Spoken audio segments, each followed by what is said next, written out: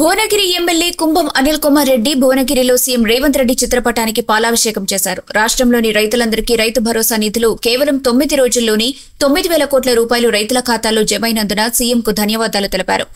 రైతు సంక్షేమమే ధ్యేయంగా కాంగ్రెస్ ప్రభుత్వం పనిచేస్తుందన్నారు. ఈ కార్యక్రమంలో నాయకులు, కార్యకర్తలు పాల్గొన్నారు.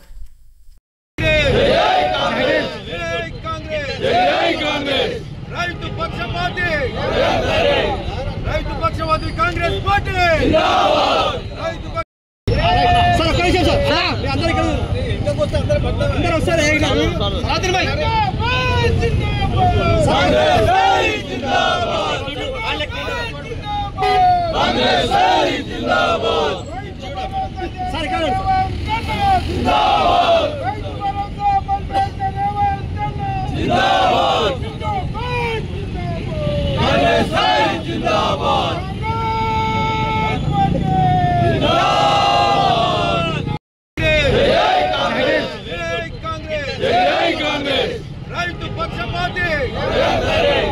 రైతు పక్షవాది కాంగ్రెస్ పార్టీ రైతు పక్షవాది కాంగ్రెస్ పార్టీ జిందాబాద్ రైతు భరోసా చేసిన కాంగ్రెస్ పార్టీ జిందాబాద్ రైతు భరోసా చేసిన కాంగ్రెస్ పార్టీ జిందాబాద్